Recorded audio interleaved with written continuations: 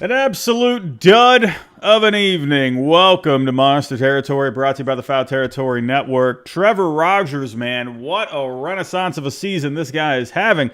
This guy was terrible after he went to the Orioles last year at the trade deadline. And, look what the Marlins were getting out of Kyle Stowers this year. And you're thinking, man, holy cow. I mean, the Orioles, they really lost that trade. Well, it's starting to look pretty good for the Orioles as of right now. I mean, yes, losing, the way Stowers is performing for the Marlins this year. I mean, he's fantastic. But, hey, for the Orioles' sake, good for them that he's finally rounding into form. Trevor Rogers, he has always had good potential, really struggled with injuries, and then obviously last year after going to the Orioles, but he's been fantastic here, and you saw that on full display here tonight. He completely shut down the Red Sox bats. They came alive a little bit in the ninth inning.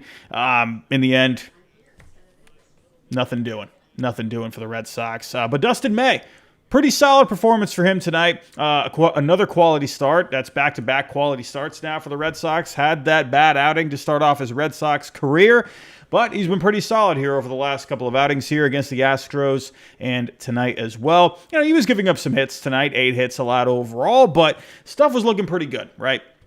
He looked like a guy that was, you see the confidence with Dustin May over the last couple of starts. So, good to see another good one here, but unfortunately, he didn't have the offense to support him. And this bullpen, holy cow, this bullpen right now. What is going on with this bullpen? These low-leverage guys coming out, they cannot do a thing as of right now. And I actually dug into the numbers a little bit. Over the last couple of weeks, the Red Sox, coming into tonight, ranking 24th in Fangraph wins above replacement, ERA at a 5.20, FIP at a 5.46. And that doesn't even include tonight. These guys have really got to figure it out. I don't know what you got to do here with Jordan Hicks.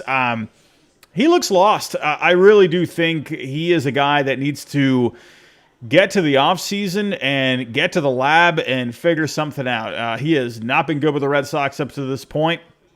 And at this point, I don't see how you could even trust him in any sort of a situation, whether absolutely high leverage. No way. You cannot do that. Even low leverage situations at this point. I mean, you can't even bring him in a 3-run game. You got to bring him in when it's like an 8-run deficit at this point. At this point, I think you got to keep him in mop-up duty. Giovanni Moran, he came in tonight. Not really all that effective. I'll keep saying it. I do think here it might be worth giving David Sandlin a shot. See what he can do. I mean, he's still got to work out a couple of kinks, right? But I think David Sandlin is a guy that absolutely could come up and contribute to the Red Sox here in September. We're getting closer and closer.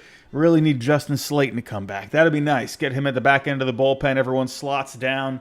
That'd be pretty nice. Off the field, we had some news last night. I thought about going live for this one last night, but it was late, and I figured, is it worth the surprise live stream? I decided not to. I figured I'd hold off until tonight. But the Red Sox signing Nate Lowe. Now, if they had pulled off a trade for Nate Lowe at some point in the last couple of years before this season, we would have absolutely gone live for that one. But this season, he's really struggled. And we had been hearing the rumors ever since Tristan Casas went down. That was looking like a possibility that the Red Sox would go after him through a trade with the Nationals. And Chris Cotillo, even a while back, he put out saying that the Red Sox had made a phone call about a first baseman out there, and a lot of people were thinking it was Nate Lowe. Up to this point with the Nationals, just a very down year. He had been really solid with the Rangers over the last few years, helping them win the World Series back in 2023. So, yeah, a lot of struggles with him up to this point. I'll dive into the numbers. I did some digging, and I have an idea of kind of what's been going on with Nate Lowe. And it'll be interesting to see if the Red Sox can get him turned around in time to help them contribute here for the rest of the year. He did draw a walk here tonight, made his Red Sox debut. We'll see. We'll see what ends up happening, but I'll give you my thoughts on that a little bit later. Everybody, if you can, hit the like button for me. Subscribe if you're new. We're trying to get to 5K by the end of the season. The like goal for tonight is 50. If you can help us out, I'll love you forever. let's get to it here, shall we? Let's get to it here. We do have some Dustin May to talk about. Let's start off with him. Let's start off with the positive here tonight. And again, like I said, another quality start. He's been looking great here. Minus that first outing against the Royals, but you can kind of, in my opinion, I think you can kind of just toss that one out, right? I mean, this is a guy that, coming into that start against Kansas City, obviously he had just gotten traded to the Red Sox. His start with the Dodgers prior to that had gotten skipped, obviously, because of the starts. So he had a lot of time between the trade. A guy obviously going to a new team.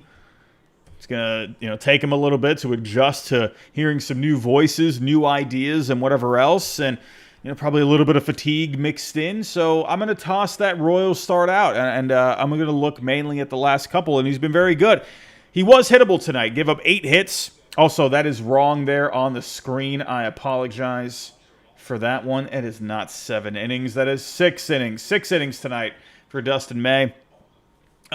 He was in the zone a lot again tonight. 58% of the time, right around the amount we saw against the Astros. Very heavy with the sweeper. That's a difference that he's made since coming over from the Dodgers. Really leaning into that sweeper. Also leaned in with a sinker tonight as well. Got a decent amount of whiffs. 9 whiffs overall. 4 on the sweeper. He got 3 on the fastball tonight, too. The sinker was looking sharp. He was actually getting more vertical movement on that sinker there tonight. And not a whole lot of damage. He limited the damage for the most part, right? Gunnar Henderson had the home run in the third. It was a first pitch fastball left up in the zone. 4th inning, Sammy Basallo, one of the top prospects in all of baseball, hitting his first career double. Of course, hitting his first career double at Fenway Park of all places.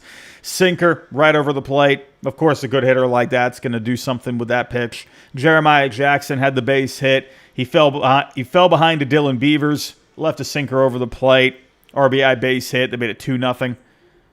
A couple of flyouts and a ground out to work out of that. And then the rest of the way, a couple more strikeouts. Gave up a couple more hits. But overall, not a bad night for Dustin May at all. 6 innings, 8 hits, 2 earned, 5 Ks, a couple of walks, and a home run. So the bullpen, though, like I said, just not effective. Giovanni Moran, he came in. This is a guy that was putting up some decent-looking metrics down at the minor league level, but it's not fully translating to the major league level. He walked Holiday. Gunnar Henderson, he had a good night tonight, both offensively and at shortstop tonight. He had a triple. That made it 3-0. Mountcastle with the base hit. That made it 4-0. And then the 8th inning, another rough one.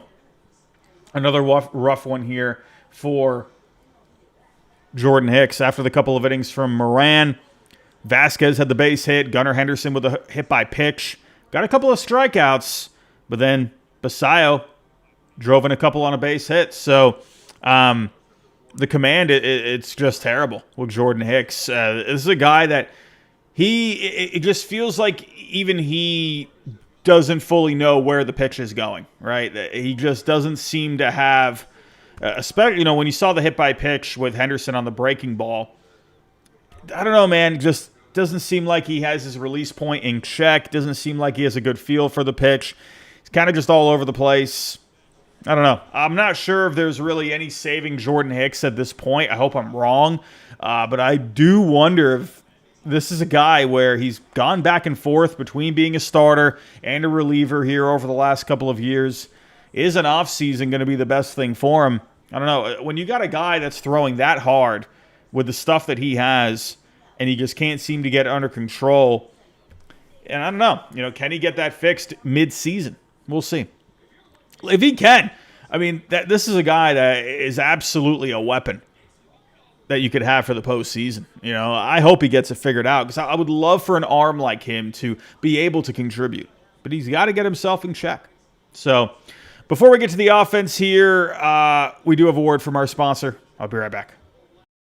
Okay, Kratz, I opened up Arena Club, put my own money in there, and I wasn't going to go big. I know we went over the Ruby pack a week ago. This time, I just went for the low-level pack, where it's an easy entry point, $25. You can get yourself a big boy card.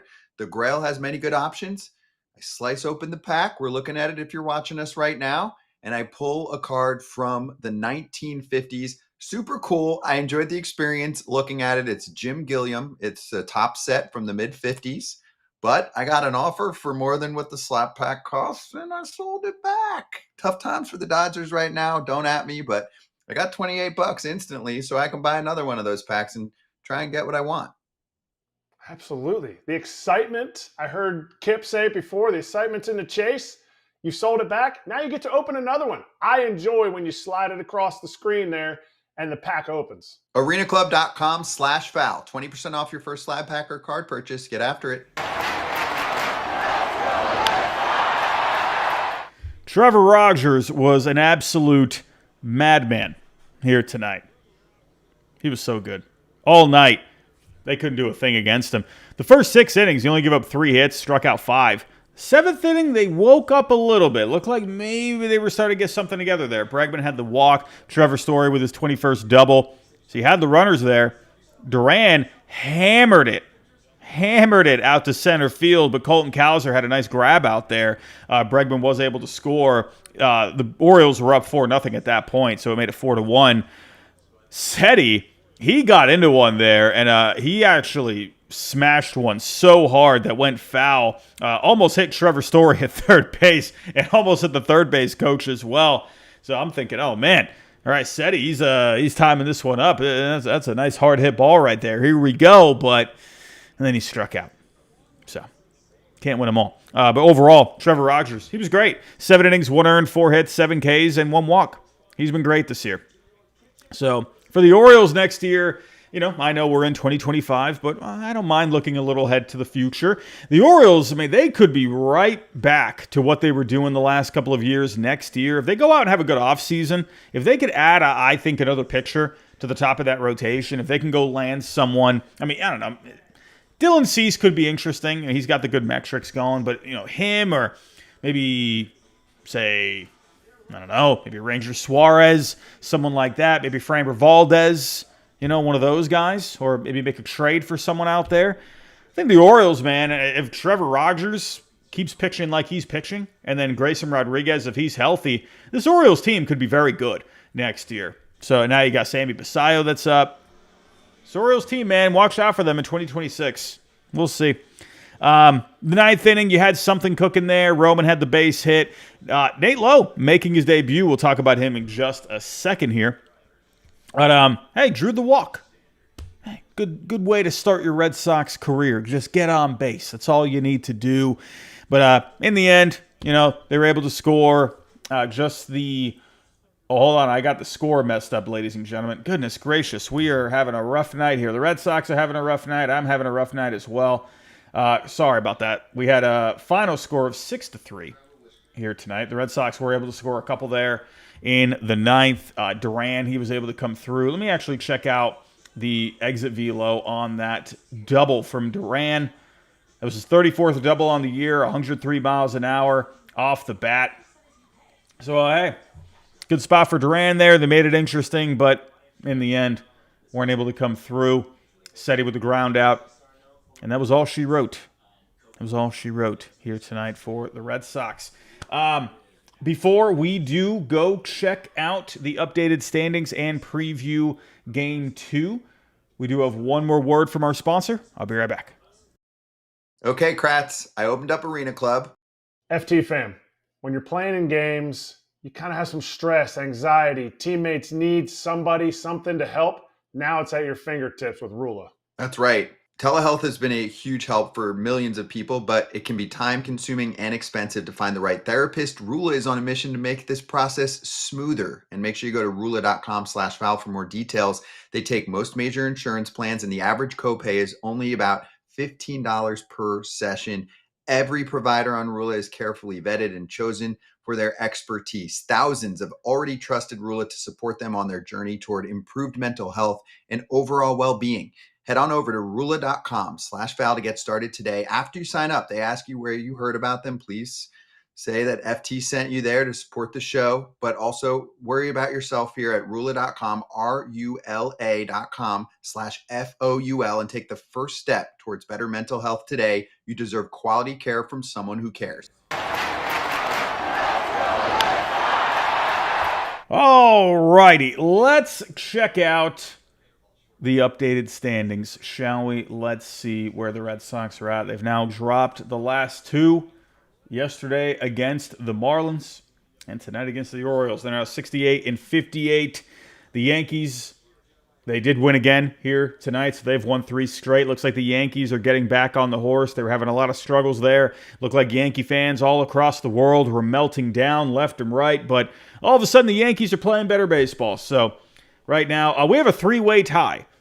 3-way tie for all 3 wild card spots right now. There is not one team that has the first wild card, second wild card, or the third wild card, right? The Yankees 67 and 57. Red Sox and the Mariners are 68 and 58. All 3 have a .540 win percentage. The Guardians, they are playing right now. They're 3.5 out. They're playing Arizona right now. Let's take a look at how they're doing. It is early. It is 1-0, bottom of the 4th in Arizona. The Guardians lead it. So we'll have to keep our eyes on that. But, hey, there's still a few games out here. The Royals, they did win again here tonight. They've won 4 straight. So the Royals are trying to make a late charge here as we get closer to September. But, hey, this wild card race right now, it's looking rather interesting, ladies and gentlemen. And then taking a look here at the American League East. Blue Jays lose again tonight. Man, you had a win last night against the Marlins. You had that one pretty much in your hand, and you dropped the ball. And if they were able to pick up the win tonight, you'd be 3 out. So, shoulda, woulda, coulda. It is what it is. But the Blue Jays hold a 5-game lead in the American League East. Now, let's get to tomorrow's game, shall we? So remember, this is only a 2-game series. Only a 2-game series. All right, got the rare Wednesday off day. But tomorrow, we got Tomoyuki Sagano, Walker Buehler. Sagano, we talked about him coming into the series. Not the greatest metrics overall. He's not going to get a lot of strikeouts. He's going to pitch more to contact. He has been prone to the home run ball. But when you take a look at the win-loss record at 10-5, ERA is at a modest 4.13. For the most part, keeps the team in the game for whatever that's worth. But let's see how he does at Fenway Park tomorrow. Hey, we'll see. Again, he's been prone to the home run ball. Green Monster, you never know. But then Walker Buehler, Mr. Box of Chocolates himself, was looking great against the Padres a couple of starts ago. 6 innings, 4 hits, 0 earned. And then last time out against the Astros, he had a bad start and a bad ending, but he was cruising in the middle of that. If he can just get back to what he was doing right there and what he was doing against the Padres, that's the Walker Buehler we need. But you do wonder. I mean, I thought at one point we were past looking at Buehler, whether or not he was pitching for his job at this point. But, the Red Sox lately, this bullpen hasn't been great. You're still waiting for guys to come back. You're looking for, even though the Red Sox, they did win the series against the Marlins, they haven't been playing their best lately. I mean, they're 4-6 in their last 10. They dropped the series against the Padres. You dropped Game 3 against the Marlins. You drop one here tonight. So you're looking for a bit more stability, a little bit more. So that's where you wonder, with this bullpen having some struggles lately, more so even Garrett Whitlock, obviously, he's had a couple of bumps here. It's not just the low leverage guys, right? You need these starters to, like Dustin May here tonight, you need these guys to hold it down while this bullpen works through their issues. And Walker Buehler, you need more consistency out of this guy. We're really hoping he can put it together here over the last month and a half. But you do wonder, could this guy be pitching for his job?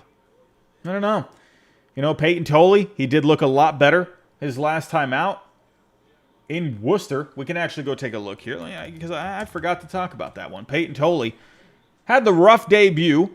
He had that rough first inning, but since then he's been looking A-okay. Taking a look here, Peyton Tolley, his last time out. I don't know why. I cannot pull up his numbers here. Well, I'm trying to pull up his last start. Let's just go to Fangraphs. The minor league site is giving me some fits. Here we go. So his last time out against the Cubs AAA affiliate, he went 5 innings, only gave up 3 hits. He struck out 5. So you kind of wonder if he gets a couple of more starts here before September and Walker, he's still up and down. Could Peyton totally get a shot? Maybe. We'll see. We'll see. But as for the newest addition for the Red Sox, let's talk about Nate Lowe. And Nate Lowe, over the last few years, has been one of the better first basemen in the game. I mean, you go back to what he was doing in 2022. This guy had a great season. He hit .302, a .358 on base, a .492 on the slugging, had 27 homers, 76 RBIs, a .143 WRC+. Then the next season, his power numbers did go down a little bit. He went from 27 to 17 homers. Batting average dropped to .262, slugging dropped to .414, but he was still getting on base a ton. Had a .360 on base, a .118 WRC+. Was still a solid guy to have in your lineup for the most part, and helping the Rangers win the World Series in 2023, had a few homers in the postseason.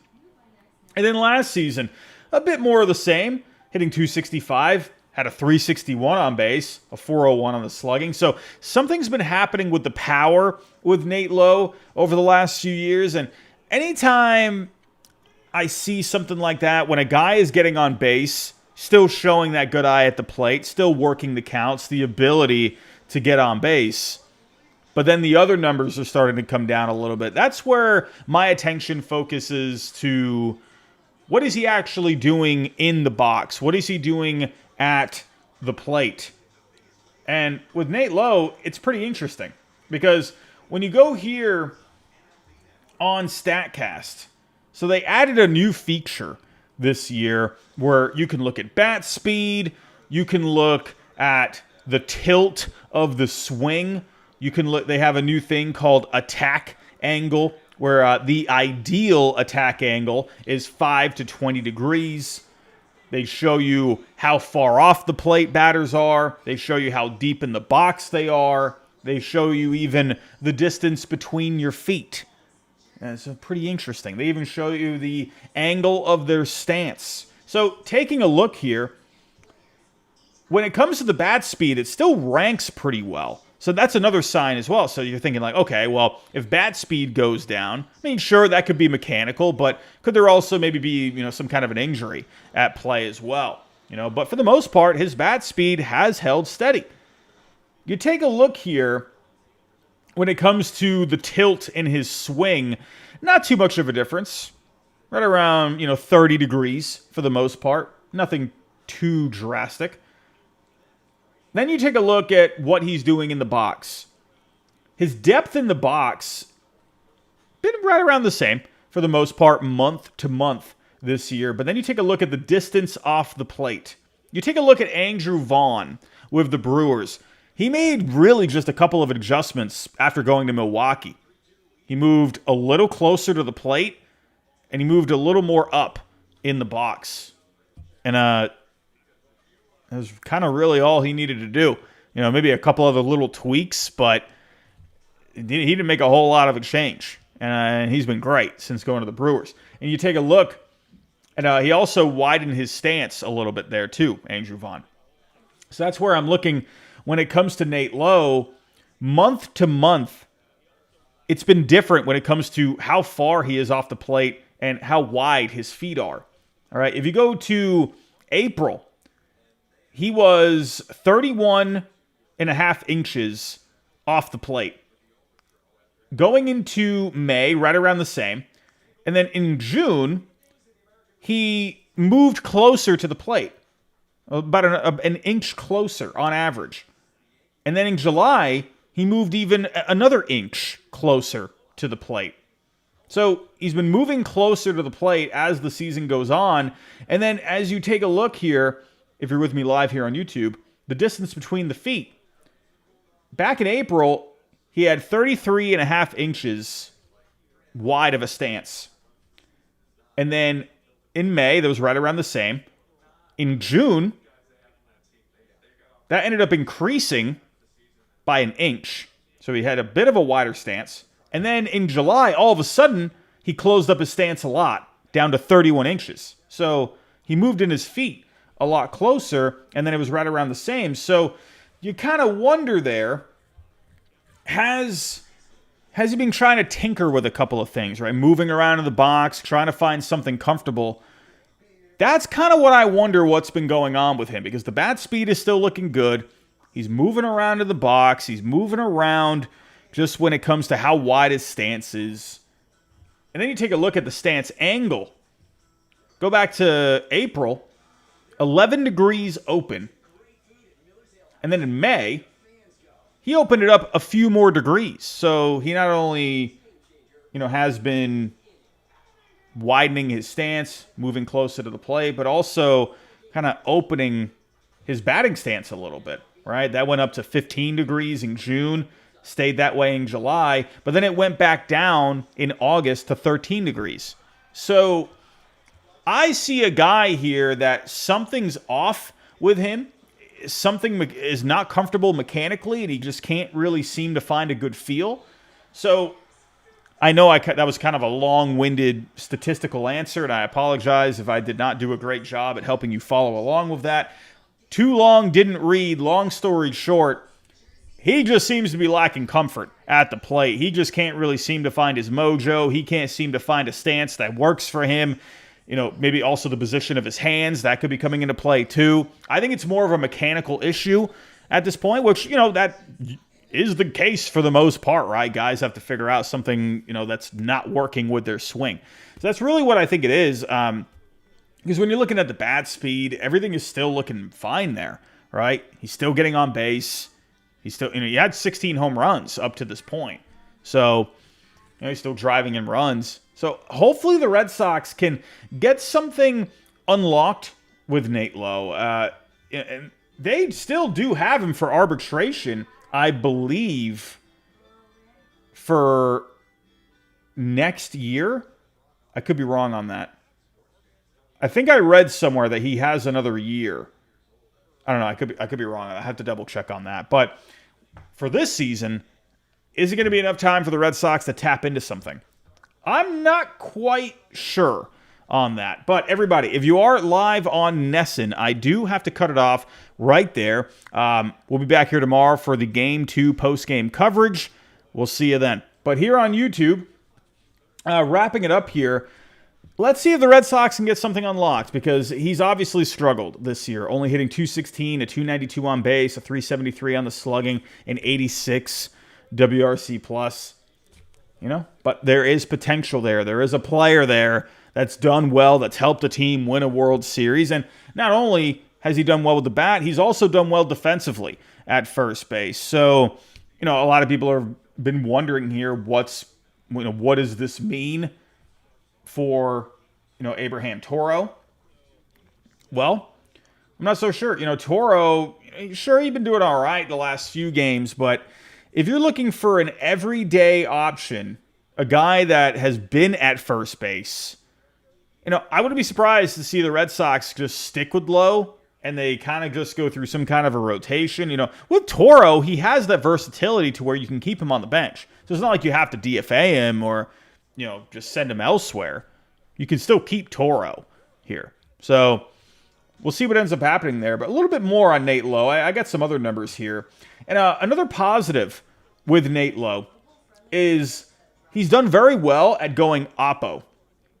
So in his career, he's gone oppo 31% of the time. And actually, when you take a look at the rankings going back over the last few years, among all hitters in Major League Baseball, Nathaniel Lowe, he ranks 12th overall in oppo percentage.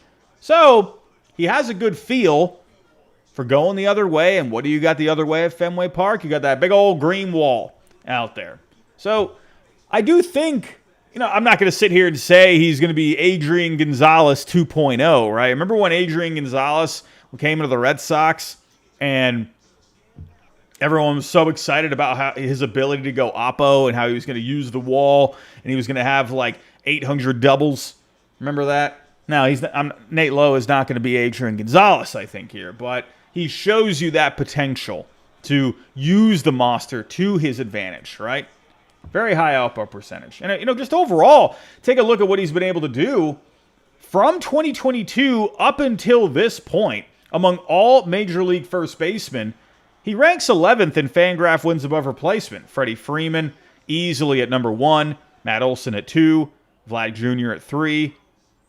And you go down the list here. Harper, Yandy, Goldschmidt, Alonso, Walker, Naylor, Cronenworth, and then Nate Lowe. So again, I'll use the word one more time. Potential. Will they have enough time to figure this out? Is this something that you're more likely going to have to fix in the offseason? Probably. I would say that's more likely, but maybe they could tap into something and they can get him going a little bit. Sometimes, that good old change of scenery can be really the best thing, and maybe something clicks here in the next week or so. With the Nationals, obviously things have just been very tough for them. I thought maybe they could take a next step this year, and maybe they could have done something, but it was a losing environment there. Things weren't happy. Guys were getting fired. Davey Martinez, getting fired there. So it's like there was no stability in that organization. So Nate Lowe, he probably just, who knows, whatever they were trying to help him with, it just wasn't working at all. Comes over to a winning team, a team that, they've done well with position players over the past. I mean, look what they did with, Abraham Toro this year. I mean, there's an example right in front of your face. Abraham Toro. They were able to get more out of him, and I know he's been struggling as of late, but maybe they could tap into something with him. We will see, but I'm hoping for the best. That'd be cool if they could pick him up and then he could end up doing something for the next month and a half and maybe even in the postseason. But everybody, I'm going to wrap it up right there. That's all I got here for tonight. Those are my thoughts on Nate Lowe. Go enjoy the rest of your night. We'll be back here tomorrow night for the Game 2 and final game of the series post-game coverage. And then we got Wednesday off. It's going to be weird having a Wednesday off. That just doesn't feel right. I don't know. But everybody, if you can, on the way out, hit that like button for me. Subscribe if you're new. And I'll see you tomorrow.